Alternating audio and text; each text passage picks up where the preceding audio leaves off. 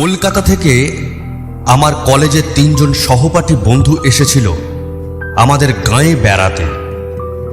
তাদের নিয়ে আমি সেদিন বিকেলে বেরিয়েছিলাম গাঁ ছাড়িয়ে মাইল দেড়েক দূরে ময়ূরাক্ষী নদীর তীরে। ওখানকার ময়ূরাক্ষীর দুতীরের শোভা বড়ই নয়নমুগ্ধকর। ভেবেছিলাম সন্ধ্যার কোল অবধি নদীর ধারে বসে গল্প গুজব করে তারপর বাড়ি ফিরব। অন্ধকারে মাঠের মধ্যে আসতে পথে সাপ খোপের সম্মুখীন হতে পারি, এই ভয়ে বাবার 5 সেলের টর্চটা সঙ্গে এনেছিলাম। গরমকাল, 6:30তেও তখন অনেক বেলা, প্রায় 6:30 হবে। আমরা 4 জনে কবিগুরুর একটা গান নিয়ে আলোচনা করছি। আলোচনায় এত মশগুল ছিলাম যে পশ্চিম দিক থেকে কালো মেঘ উঠে কখন যে প্রায় অর্ধেক আকাশটা ঢেকে ফেলেছে সেটাই খেয়াল করিনি। হঠাৎ ঝড় উঠতে খেয়াল হলো। আমরা ধর্মর করে উঠে পড়ে একরকম ছুটতে ছুটতেই বাড়ির পথে হাঁটা দিলাম। আমি জানি এই 1.5 মাইলের পথের মধ্যে কোনো ঘর বাড়ি নেই, অর্থাৎ বৃষ্টির হাত থেকে শরীর বাঁচাবার মতো কোনো আশ্রয়ই নেই। বরাত মন্দ 5-7 মিনিটের মধ্যেই দৈত্যের মতো কালো মেঘটা সারা আকাশ ছেয়ে ফেলল এবং মুষলধারে বৃষ্টি আরম্ভ হলো। সেই সঙ্গে ঝড়ের সে কি বেগ! প্রাণপণে আমরা ছুটতে লাগলাম। ছুটতে ছুটতে আমার খেয়াল হলো যে আর একটু এগোলেই আমাদের ডান পাশে পড়বে একটা পোড়ো কালী মন্দির। সেখানে গিয়ে উঠলে ঝড় বৃষ্টির হাত থেকে বাঁচা যেতে পারে, কিন্তু সন্ধ্যের পর ওই মন্দিরের ধারে কাছে কেউ ঘেঁষে না। আমারও মন চাইছিল না ওইদিকে যাওয়ার। গাঁয়ের অন্য সকলের মতোই এই মন্দিরের প্রতি আমার মনেও ভয় ছিল। অবশ্য ভয়ের কোনো কারণ আজ পর্যন্ত কিছু ঘটেনি কারো ক্ষেত্রে। ভয়টা কেবল সংস্কার বশেই। তবু আমি যদি একা থাকতাম তাহলে হয়তো একা থাকার জন্যই ওই মন্দিরে যেতে ভয় পেতাম। কিন্তু আমরা রয়েছি 4 জন, সঙ্গে 5 সেলের টর্চ। অযথা ভয় পাওয়ার কোনো কথাই নয়। তাই মনে সাহস পেয়ে আমি বন্ধুদেরকে নিয়ে একেবারে গোবর ভেজা হয়ে পুরো মন্দিরটা চাতালে গিয়ে উঠলাম। বেশ বড়সড় মন্দির। মন্দিরের দুপাশে ও পিছনে আরো খানচারে ঘর আছে। এই মন্দির ছিল একজন তান্ত্রিকের। ঘরগুলির মধ্যে একটাতে নাকি মায়ের ভোগ রান্না হতো। অন্য ঘরগুলোতে চেলা চামুন্ডারা বাস করত তান্ত্রিককে নিয়ে। মন্দির ও ঘরগুলোর কিছু কিছু অংশ এখন ভেঙে পড়েছে। দেওয়ালে ছাদে গাছপালা গজিয়েছে। মন্দির প্রাঙ্গণ লতা গুল্মের ঝোপঝাড়ে আবৃত। এমন মুষলধারে বৃষ্টি না নামলে আমি কখনোই এই মন্দিরে আশ্রয় নিতাম না। এখন মাত্র সন্ধে রাত, কিন্তু জায়গাটার পারিপার্শ্বিক পরিস্থিতি দেখে মনে হচ্ছে যেন মাঝরাত। শ্যামল বলল, আচ্ছা, এই জায়গাটাকে নিয়ে এলি বটে, সাপ কবে কামড়াবে না তো? আমি টর্চটা জেলে চারিদিক দেখে নিয়ে বললাম, দেখে তো সেই রকম মনে হচ্ছে রে। কি করব ভাই, যা বৃষ্টি নামলো। বাড়ি যে এখন অনেক দূর। এই বৃষ্টিতে এতখানি রাস্তা ভিজলে সবাইকে জ্বরে পড়তে হবে, বুঝলি? রতন বলল, সে কথা ঠিক। এই কি মন্দির ছিল রে এটা? দেখে তো মনে হচ্ছে এককালে খুব জাঁক জমকের সঙ্গে এখানে পুজো আর্চা হতো। বললাম, হ্যাঁ, মারাত্মক রকমের জাঁকজমক সহকারে এখানে কালী প্রতিমার পুজো হতো শুনেছি। সেই জাঁকজমক এত মারাত্মক ছিল যে কোনো লোক পুজো দেখা তো দূরের কথা, কোনোদিন প্রতিমা দেখতেও এখানে আসতো না। এ কথা শুনে শ্যামল, রতন, অজয় সবিস্ময়ে জিজ্ঞাসু নেত্রে আমার দিকে তাকালো। আমি বললাম, শোন তবে এই মন্দিরের ইতিহাস। আমি যেটুকু জানি, আমার ঠাকুরদার বয়স যখন ছিল 25-26, সেই সময় এই কালী মন্দিরে কালী সাধনা করত একজন তান্ত্রিক কাপালিক। শুনেছি সেই কাপালিকের চেহারা এতটাই ভয়ঙ্কর ছিল যে কোনো সাধারণ মানুষ তার ধারে কাছে যেত না। 7-8 জন চেলা ছিল তার, তাদের চেহারাও ভয়ঙ্কর। ওই যে বেদিটা দেখছিস, ওই বেদির ওপর থাকতো কালী মূর্তি। তখন কেউ জানতো না যে ওই মূর্তিটা আসল কি নকল। অর্থাৎ নিচেকার একটা গোপন কক্ষে মন্দিরের পিছন দিকে একখানা ঘর আছে। সেই ঘরের মেঝের মধ্যে দিয়ে নিচেকার ঘরে যাওয়ার একটা সিঁড়ি আছে। এই ব্যাপারটা আকস্মিকভাবে টের পেয়ে যায় আমাদেরই গাঁয়ের একদল ছেলে। দলে তারা 6 জন ছিল। সেদিন তারা গিয়েছিল পাশের গাঁয়ে একটা বৌভাতের নিমন্ত্রণ খেতে। খেয়ে দিয়ে যখন তারা ফিরছিল, রাত তখন 11টা। আমরা আজ যে কারণে মন্দিরে এসে ঢুকলাম, সেদিন তারাও ঠিক একই কারণে এই মন্দিরে আশ্রয় নিতে বাধ্য হয়েছিল। আজকের মতো সেদিন রাত্রেও এমন মুষলধারে বৃষ্টি নেমেছিল। তারাই মন্দির চাতালে উঠে দেখে প্রতিমার দরজা বন্ধ, মানুষের কোনো সাড়া শব্দ পাওয়া যাচ্ছে না। তারা ভাবল কাপালিক ও তার চেলা চামুন্ডারা সবাই বোধহয় ঘুমিয়ে পড়েছে। এমন সময় তাদের কানে পৌঁছায় পুজোর ঘণ্টার ধ্বনি। কিন্তু ঘণ্টার যে আওয়াজ তাদের কানে আসছিল, সে আওয়াজটা ছিল খুব চাপা ও ক্ষীণ। প্রথমটা তাদের মনে হয়েছিল খানিকটা দূর থেকে বোধহয় আওয়াজটা আসছে, তাই এমন চাপা মনে হচ্ছে।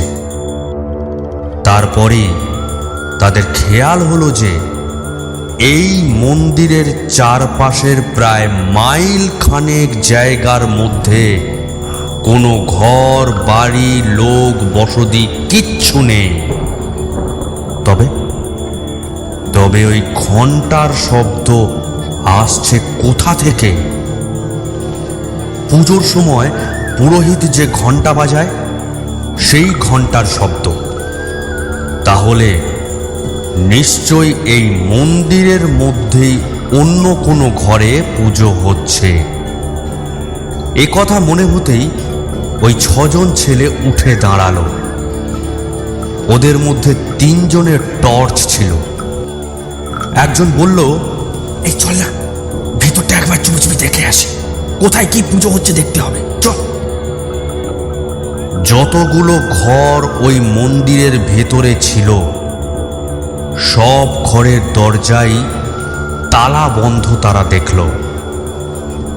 ছেলেরা প্রত্যেকটি দরজার গায়ে কান দিয়ে বুঝল, না, এসব ঘরের মধ্যে কোনো আওয়াজ নেই। তবে ঘণ্টার শব্দ আসছে কোথা থেকে? তারপর তারা মন্দিরের পিছন দিকে যেতেই তাদের মনে হলো যেন ঘণ্টার আওয়াজটা এখানে স্পষ্ট। টর্চের আলোয় দেখল সেখানে একটা ঘর রয়েছে এবং ঘরের দরজাটাও আধখোলা অবস্থায় রয়েছে। ছেলেরা এবার আরো হুঁশিয়ার হলো। ঘরটার মধ্যে কোনো লোকজন থাকতে পারে বলে তাদের সন্দেহ হওয়াতে তারা অন্ধকারের মধ্যে গা মিশিয়ে নিশ্চুপে অনেকক্ষণ অপেক্ষা করল। কিন্তু ওই ঘরটাও জনশূন্য রয়েছে। এ ব্যাপারে শেষ পর্যন্ত নিশ্চিন্ত হয়ে তারা সকলে ধীরে ধীরে ওই কক্ষে প্রবেশ করলো। ভেতরে কি আছে এটাই তারা দেখতে চায়, কিন্তু ঘরটার মধ্যে ঢুকতেই ঘন্টার শব্দ আরো স্পষ্ট হয়ে উঠল। এবার তারা বুঝল ওই ঘরের মধ্যেই ঘন্টার ধ্বনির রহস্য লুকিয়ে আছে। টর্চের আলোয় তারা ঘরের মেঝেতে একটা বিরাট চৌকো ভারী লোহার পাত দেখতে পেল। লোহার পাতটা দেখে তাদের মনে কেমন যেন সন্দেহ হলো।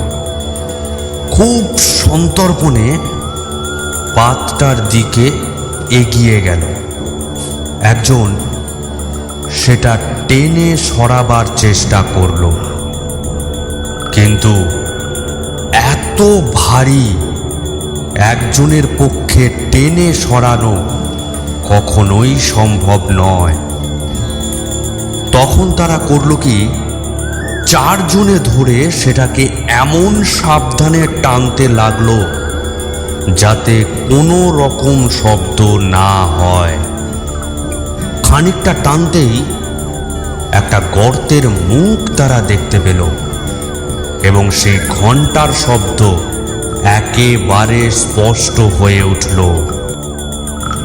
বুঝল এই ঘরের নিচেকার কোনো চোরা কুঠুরিতে ঘন্টা বাজছে এবং সেই ঘরে যাবার এটাই হলো গুপ্তদ্বার। ছেলেরা রহস্যের গন্ধ পেল। এমন গুপ্ত কক্ষে পূজা আচ্ছা করার কারণ কি? নিগূঢ় কারণ নিশ্চয়ই কিছু একটা আছে, এবং সে কারণ জানবার জন্য তাদের সকলকার ডান পিঠে মন আনচান করে উঠল। তারা সেই লোহার পাতটাকে আরো খানিকটা সরিয়ে গুপ্তদ্বার সম্পূর্ণ উন্মুক্ত করে ফেলল। তাদের নজরে পড়ল কয়েকটা ধাপ সিঁড়ি সোজা নিচের দিকে নেমে গিয়ে ডান দিকে বেঁকে গেছে। গুপ্ত কক্ষে যে আলো জ্বলছে তারই আলোয় আলোকিত হয়ে আছে সিঁড়ির বাঁকের মুখটা। ফলে সমস্ত সিঁড়িটাই মোটামুটিভাবে দেখতে পাওয়া যাচ্ছে। তারপর ছেলেরা মুহূর্তকালের জন্য একবার চুপি চুপি যুক্তি করে স্থির করে নিল যে তারা নিঃশব্দে সিঁড়ি বেয়ে খানিকটা নিচে নেমে গিয়ে দেখে আসবে কি ধরনের পুজো হচ্ছে ওখানে, যে পুজোর জন্য এত গোপনীয়তার প্রয়োজন। সিঁড়ির সেই বাঁক অবধি নেমে ছেলেরা সন্তর্পণে ডান দিকে দৃষ্টিপাত করে যা দেখতে পেল তাতে তারা ভয়ে বিস্ময়ে একেবারে হতবম্ব হয়ে গেল। তারা দেখল দরজা জানালা বিহীন মাঝারি আকারের একখানা ঘর। ঘরখানার এক পাশে হাত তিনেক লম্বা একটা কালী প্রতিমার সামনে একজন ভয়ঙ্কর দর্শন তান্ত্রিক কাপালিক পূজায় মগ্ন, আর তার চারপাশে কয়েকজন চেলা চামুন্ডা দাঁড়িয়ে আছে। তাদের মধ্যে দুজন একটি 10-12 বছরের বালককে ধরে আছে, আর একজনের হাতে আছে তীক্ষ্ণ ধার খড়গ। এছাড়া ঘরখানার একটা কোণে জড়ো করা ছিল কয়েকটা সুতীক্ষ্ণ বর্ষা এবং আরো গোটা কয়েক খড়গ। ছেলেরা বুঝল এই মন্দিরের আসল পুজো এখানেই হয় এবং নরবলি পর্যন্ত হয়ে থাকে। ইতিমধ্যে কাপালিক পুজো শেষ করে আসন ছেড়ে উঠে দাঁড়ালো এবং ঘাতকের দিকে ইশারায় বলির নির্দেশ দিল। ইশারা পেয়ে ঘাতক ঘাড়াটাকে শক্ত করে বাগিয়ে ধরল, আর সেই চেলা দুজন বালকটিকে নিয়ে এগিয়ে গেল প্রতিমার সামনে। এরপরের অমানসিক মর্মান্তিক দৃশ্যটি দেখবার জন্য গাঁয়ের সেই ছেলেরা আর অপেক্ষা করেনি। কোনো সুস্থ মানুষের পক্ষে সে দৃশ্য দাঁড়িয়ে দেখা অসম্ভব। ওই অসহায় বালকটিকে বাঁচাবার জন্য সে সময় ছেলেগুলোর মনে প্রচণ্ড একটা উত্তেজনা জেগে উঠেছিল বটে, কিন্তু তারা বুঝেছিল যে বাধা দিতে গেলে ওই সশস্ত্র দুর্ধর্ষ কাপালিকগণের হাতে তাদেরও মৃত্যুবরণ করতে হবে। তাই তারা চুপি চুপি উপরে উঠে এসে লোহার পাতটা আগেকার মতোই চাপা দিয়ে রেখে গাঁয়ে ফিরে গিয়েছিল। কিন্তু ওই হিংস্র নরঘাতক কাপালিকদের কথা তারা ভুলতে পারল না। ওই কাপালিকরা ইতিপূর্বে কত যে শিশু হত্যা নরহত্যা করেছে তারই আত্মা নেই। তবে ওইসব বলি ওরা ছেলে চুরি যাওয়ার অপবাদের জন্য আশপাশের গাঁ থেকে জোগাড় করত না। তা যদি করত তাহলে আমাদের গাঁয়ের মধ্যে ভীষণ একটা হইচই পড়ে যেত, কিন্তু সেই রকম কিছু কোনোদিন শোনা যায়নি। ওরা নিশ্চয়ই কোনো দূর দেশ থেকে সেই বলি জোগাড় করত। যাই হোক, ভবিষ্যতে আর যাতে তারা কোনো মানুষ খুন করতে না পারে, ছেলেরা তার যথাযথ প্রতিকার করবার জন্য বদ্ধপরিকর হয়ে উঠল। নির্জনে অনেকক্ষণ দাঁড়িয়ে তারা যুক্তি করে স্থির করল যে কাপালিক ও তার চেলাদের সকলকে তারা হত্যা করবে, এবং কিভাবে হত্যা করবে তারও একটা সাংঘাতিক উপায় স্থির করে ফেলল। দিন ৬-৭ পরেই একদিন রাত 10টা নাগাদ তারা আবার ওই মন্দিরের নিকটে এসে পৌঁছালো। তাদের সঙ্গে ছিল বড় বড় টিনের 2 টিন পেট্রোল।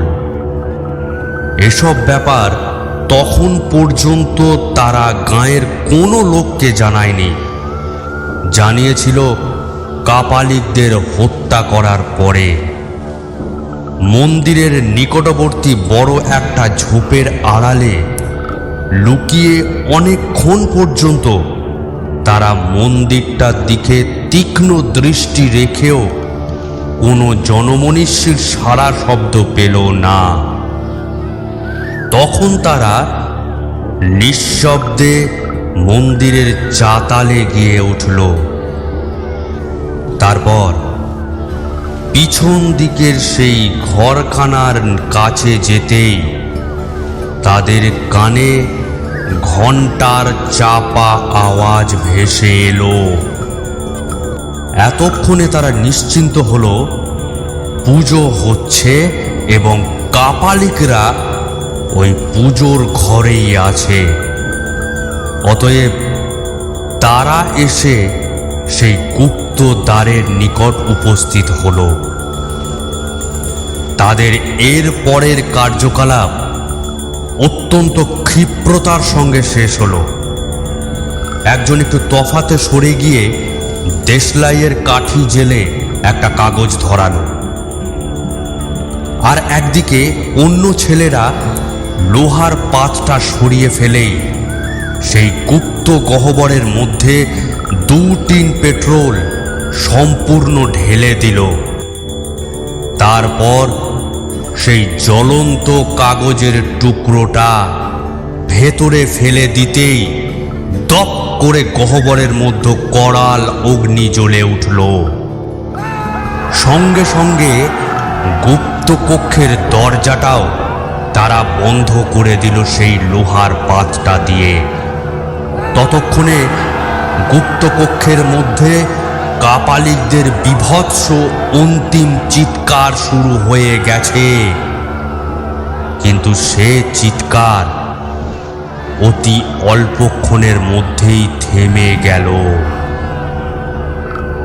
তারপর প্রচণ্ড নিস্তব্ধতা নেমে এলো। শত্রু ধ্বংস করে ছেলের দল বীর বিক্রমে গাঁয়ে ফিরে সকলের কাছে প্রকাশ করেছিল তাদের দুঃসাহসিক কাণ্ড কারখানার কথা। শুনে গাঁয়ের লোক স্তম্ভিত হয়ে গিয়েছিল। কিন্তু এই মন্দিরের ধারে কাছে আগেও যেমন কেউ আসতো না, কাপালিকদের মৃত্যুর পরও কোনোদিন কেউ শখ করেও এদিকে আসেনি। সেদিন সেই ছেলেরা যেমন এসেছিল, আমরাও আজ এলাম নিতান্ত দায়ে পড়ে। কেউ কদাচিৎ এদিকে এসে থাকতে পারে, সেটা তার নিতান্ত দায়বদ্ধতা। গল্প শেষ করে আমি চুপ করতে অজয় বলল, এমন কাণ্ড? হ্যাঁ। অপর দুই বন্ধু নীরব। হঠাৎ ভয়ে আমার সারা শরীর শিউরে উঠল, সর্বশরীর কুঁকড়ে গেল আমার। হ্যাঁ, বেশ স্পষ্টই শুনতে পাচ্ছি ঘন্টার শব্দ, যদিও খুব চাপা, তথাপি সাংঘাতিক রকমের স্পষ্ট, যেন সেই বহুকাল আগেও যেমন ছিল এখনো তেমনি এই মন্দিরের চারপাশে প্রায় মাইল খানেক জায়গার মধ্যে কোনো ঘরবাড়ি নেই। তবে তবে কোত্থেকে আসছে এই ঘন্টার শব্দ? সেই গোপন কক্ষে আবার কি কোনো নতুন কাপালিক আশ্রয় নিয়েছে? মন্দিরের যা অবস্থা, তাতে নিঃসন্দেহে বলা যায় এখানে কোনো লোক বাস করে না। মন্দিরের সর্বত্র ধুলো, বালি, শুকনো পাতা, কাঠি কুঠিতে ভরা। দেওয়ালের ফাটলে ফাটলে গাছপালা জন্মেছে। লোক বাস করলে মন্দির চাতালে এইরকম 1 ইঞ্চি পুরো ধুলোবালি জমে থাকতো না, শুকনো কাঠি কুটি পড়ে থাকতো না। তবে এই ঘন্টার আওয়াজ আসছে কোথা থেকে? এই মন্দিরের মধ্যে থেকে নিশ্চয়ই আসছে, তাছাড়া আর কোত্থেকে আসবে? শ্যামল, অজয় আর রতন, এদের কানেও ঘন্টার শব্দটা পৌঁছেছে। অজয় 2 ভ্রু কুঁচকে সন্দিগ্ধে চন্দ্রে কণ্ঠ দিয়ে বলল, এই ঘন্টার আওয়াজ আসছে না? আমি বললাম, হ্যাঁ হ্যাঁ। সেই অন্ধকারের মধ্যেও দেখতে পেলাম আমার অপর 2 বন্ধুর জলজলে চোখ আমার মুখের দিকে তাকিয়ে আছে। অজয় হচ্ছে 1 নম্বরের ডান পিঠে ছেলে, অত্যন্ত সাহসী। সে আমাকে বলল, এই ঘন্টার আওয়াজ কোত্থেকে আসছে বলে তোর মনে হয়? আগে তো কাছাকাছি কোনো বাড়ি ছিল না, তুই বললি। এখন? না, এখনো তেমনই। মাইল খানিকের মধ্যে বাড়িঘর কিচ্ছু নেই। তাহলে? খানিকক্ষণ ভাবলো অজয়, তারপর পুনরায় বলল, তাহলে কি আবার কেউ বা কারা ওই ঘরে ঠাকুর প্রতিষ্ঠা করে পুজো করছে? হ্যাঁ, অবশ্য দেখে শুনে তো সেই রকম কিছু মনে হচ্ছে না।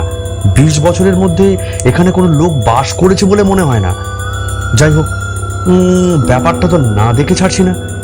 আওয়াজ শুনে মনে হচ্ছে এই মন্দিরের মধ্যে থেকেই আওয়াজটা আসছে। চল তো, সেই ঘরটার কাছে আমাকে নিয়ে চল তো, যে ঘরটায় বলেছিলিস লোহার পাতে ঢাকা গুপ্ত পথ আছে।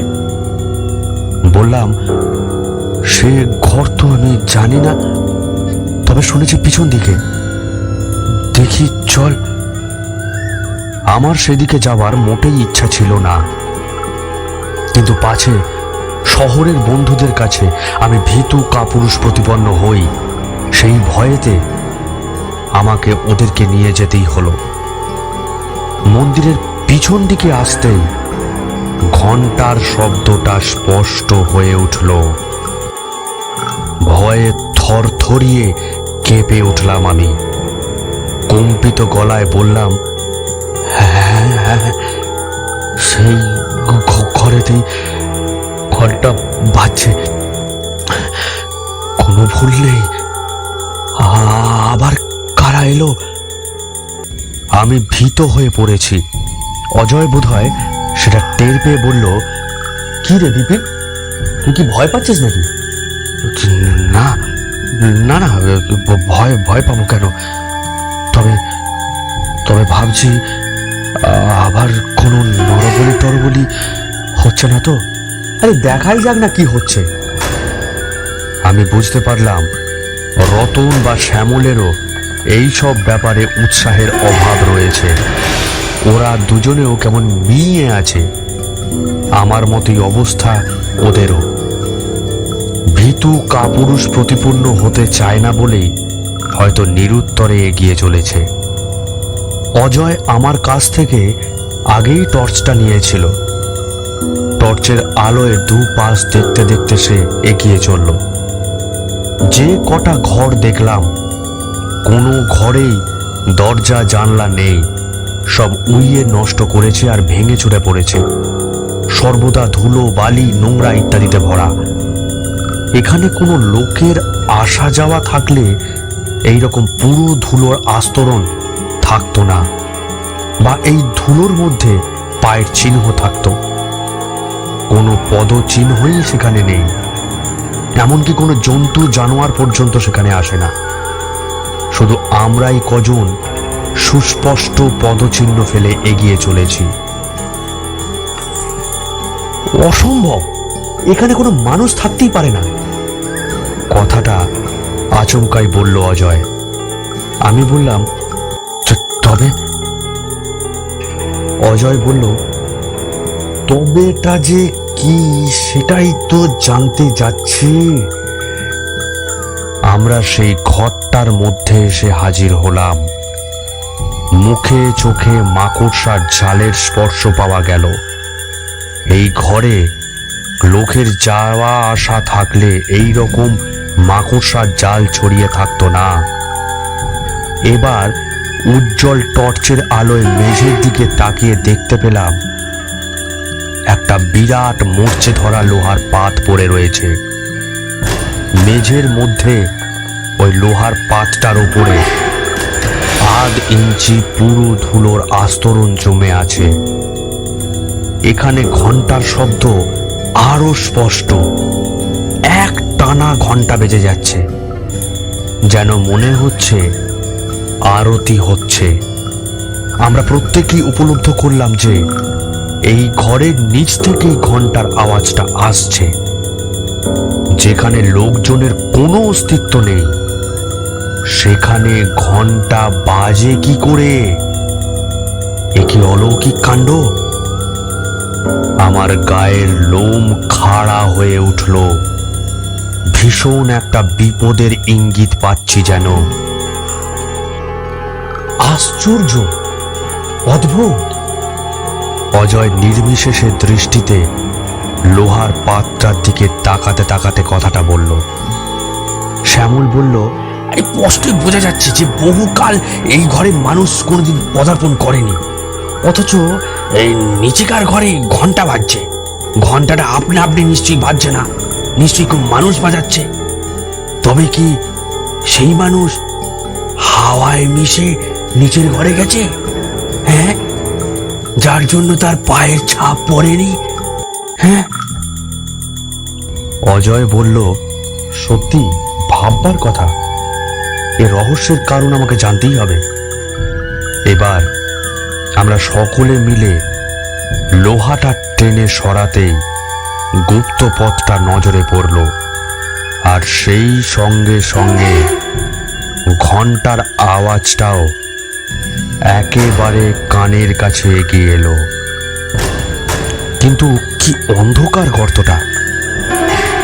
সিঁড়ির একটা ধাপও নজরে পড়ছে না। নিচেকার ঘরে নিশ্চয়ই কোনো আলো জ্বলছে না। ছোট্ট একটা প্রদীপ জ্বললেও তার আলোর রেখা নিশ্চয়ই আমাদের নজরে পড়ত, এবং সিঁড়ির নিচেকার দিকটাও অত্যন্ত আবছাভাবে আলোকিত হয়ে থাকতো। তবে কি পুরোহিত অন্ধকারে বসেই পুজো করছে? এ কি অস্বাভাবিক ব্যাপার! অজয় চুপি চুপি বলল, আমার পিছু পিছু দৌড়ায়, খুব সাবধানে নামবি, টর্চ জ্বালবো না, ঠিক আছে? কোনো রকম শব্দ টব্দ যেন না হয়। দুপাশের দেওয়াল ধরে ধরে নিঃশব্দে সিঁড়ির বাঁক পর্যন্ত নেমে দাঁড়ালাম, আর সেই সঙ্গে সঙ্গে ঘন্টার আওয়াজ থেমে গেল। চোখে কিছু দেখতে পাচ্ছি না আমরা। অস্বাভাবিক অন্ধকারে আমরা চারজনে যেন অন্ধ হয়ে দাঁড়িয়ে আছি। এত নিরেট অন্ধকার জীবনে কোনো দিন দেখিনি। আমরা সকলে গায়ে গা ঠেকিয়ে বেশ কিছুক্ষণ সেখানে দাঁড়িয়ে থেকেও কোনো মানুষজনের তো দূরের কথা, একটা আরশোলার অস্তিত্ব পর্যন্ত টের পেলাম না। হঠাৎ অজয়ের হাতের 5 সেলের টর্চটা জ্বলে উঠল। টর্চটায় ছিল নতুন ব্যাটারি। উজ্জ্বল আলোয় উদ্ভাসিত হয়ে উঠল চারিদিক। দেখতে পেলাম সেই গুপ্ত কক্ষের মেঝের ওপরে কতগুলো নরকঙ্কাল পড়ে আছে। প্রতিমা যেখানে ছিল সেখানে পোড়া প্রতিমার কিছু অংশ খাড়া হয়ে দাঁড়িয়ে আছে। ঘরের একটা কোণে সেই বর্ষা আর খাড়াগুলো রয়েছে, আর একটা খাড়া পড়ে আছে প্রতিমার কাছাকাছি জায়গায়। পুজোর ঘণ্টা এবং কয়েকটা থালা, কোষাকুষি ইত্যাদি প্রতিমার সামনে পড়ে আছে। এ সমস্ত জিনিস আগুনে পুড়ে এবং তার ওপর ধুলোর আবরণ জমে কেমন একটা চেহারা হয়েছে। বোঝবার উপায় নেই যে সেটা লোহার তৈরি, না তামার, না পিতলের।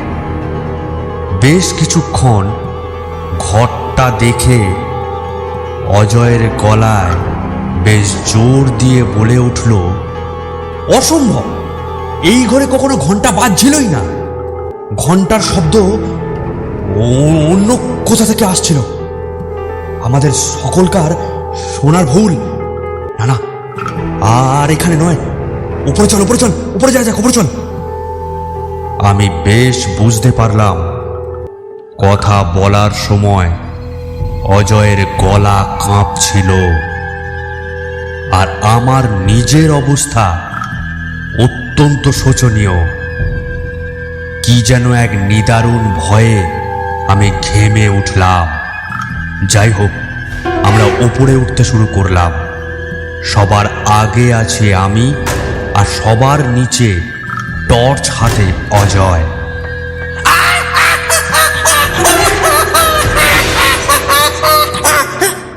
অকস্মাৎ অজয়ের আর্ত চিৎকারে আমরা ভীষণভাবে চমকে উঠলাম।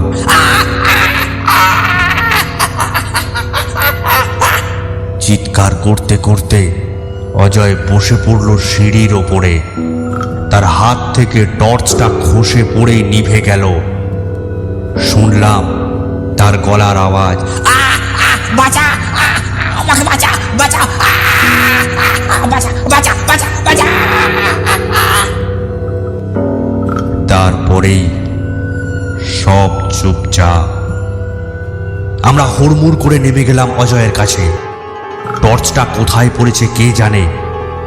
আমরা তো সেই অন্ধকারের মধ্যে অজয়কে ধরাধরি করে কোনো রকমে নিয়ে এলাম উপরে। বুঝলাম অজয়ের জ্ঞান নেই। তারপর কিভাবে অত কষ্ট করে যে অচৈতন্য অজয়কে নিয়ে রাতে বাড়ি পৌঁছালাম সে কথা এখানে না বললেও চলবে। ডাক্তারকে খবর দেওয়া হয়েছিল, তিনি দেখে শুনে ওষুধ দিয়ে বলেছিলেন, মনে হচ্ছে ভয়ঙ্কর একটা কিছু দেখে জ্ঞান হারিয়েছে। ডাক্তারের কথা সত্য প্রমাণিত হলো। অজয়ের জ্ঞান ফেরার পর তার মুখ থেকে সব কথা শুনে।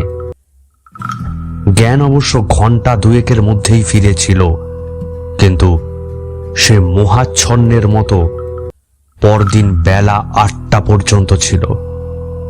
বেলা 10টা নাগাদ তাকে খানিকটা সুস্থ হতে আমরা গত রাতের ঘটনার কথা তার কাছে জানতে চেয়েছিলাম। উত্তরে সে বলেছিল তার মনে হয়েছিল একজন ভীষণ দর্শন কাপালিক তার হাত চেপে ধরে অন্য হাত দিয়ে ধারালো খাড়া তার গলায় কোপ বসিয়ে দিয়েছিল। তাই অমনভাবে সে চিৎকার করে উঠেছিল। তার মুখ থেকে এ কথা শুনে তক্ষুনি গায়ের 20-25 জন যুবক সেই পোড়ো মন্দিরের উদ্দেশ্যে রওনা হয়ে পড়ল। শ্যামল, রতন আর আমি আগে আগে চললাম। সকলের মনেই সেই ঘরটা দেখার তীব্র আগ্রহ। দিনের বেলা বেশ ভালোভাবেই দেখাশোনা করা যাবে, এতকাল কারো মনে কোনো আগ্রহ জাগেনি। আজ এত বছর পরে একটা অস্বাভাবিক ঘটনা ঘটে যাওয়ায় গাঁয়ের আজকালকার তরুণ যুবকেরা কৌতূহল দমন করতে পারল না। দিনের বেলা হলেও সেই পাতাল কক্ষ অন্ধকারাচ্ছন্ন থাকবে এটা অনুমান করে আমি গোটা 4-5 টর্চ নিয়ে যাওয়ার পরামর্শ দিয়েছিলাম, কিন্তু কার্যক্ষেত্রে দেখা গেল প্রায় 10 টর্চ নিয়ে এসেছে। গুপ্তদ্বারের সামনে এসে দেখা গেল সত্যি ভেতরটা বেশ অন্ধকার। যাই হোক, আমরা টর্চ জেলে একে একে নিচে নামতে লাগলাম। সিঁড়ির শেষ প্রান্তে নেমে আমার টর্চটা পেয়ে গেলাম, কিন্তু একই এখানে একটা নরকঙ্কাল এলো কি করে? দেখেই শিউরে উঠলাম। বেশ মনে আছে, এখানে সিঁড়ির গোড়ায় তো কোনো কঙ্কাল ছিল না। কঙ্কালগুলো তো ছিল সব ঘরের মেঝের মধ্যে এদিকে ওদিকে ছড়িয়ে। আরে, পায়ের কাছে একটা বিরাট খাড়া কঙ্কাল। খাড়া না না, এসব মোটেই এখানে ছিল না। ঘরের মেঝের দিকে তাকিয়ে দেখি প্রতিমার কাছে যে খাড়াটা পড়েছিল সেটা তো সেখানে নেই। সবগুলো টর্চের আলোয় ঘরখানা প্রায় সাদা হয়ে গেছে। অন্য সকলে ঘরের মধ্যে যা যা রয়েছে সব লক্ষ্য করছে, কিন্তু আমার নজরে যা পড়ছে তা আশ্চর্য, অতি আশ্চর্য, একেবারে অলৌকিক ব্যাপার। প্রতিমার কাছে যে খাড়াটা পড়েছিল সেখানে খাড়াটা নেই বটে, কিন্তু সেই জায়গায় খাড়ার ছাপটা জল করে জ্বলছে এখনো। বহুকাল ধরে ঘরের মেঝে জিনিসপত্রের ওপরে বেশ পুরো একটা ধুলোর আস্তরণ জমেছিল, কাজেই সেখানে থেকে খাড়াটা উঠে আসার জন্যই এমন সুস্পষ্ট ছাপটা দেখা যাচ্ছে। ওখানকার ওই খাড়াটাই যে সেখানে পড়ে রয়েছে সিঁড়ির কাছে, এ বিষয়ে আমার মনে আর কোনো সন্দেহ রইল না। শুধু খাড়াটাই নয়, ওই একই রহস্যজনক উপায়ে কঙ্কালটাও ঘরের মেঝে থেকে উঠে সিঁড়ির কাছে উঠে গিয়েছিল। সে বিষয়েও আমার মনে বিশ্বাস জন্মালো, কিন্তু এই অলৌকিক কাণ্ড কারখানার মূলে কোন অলৌকিক রহস্য যে অন্তর্নিহিত রয়েছে তার মীমাংসায় পৌঁছানোর মতো বুদ্ধিবৃত্তি আমার নেই। অত লোকজনের মধ্যে থেকেও কি যেন এক দারুণ ভয়ে আমার সারা শরীর শক্ত কাঠ হয়ে গেল।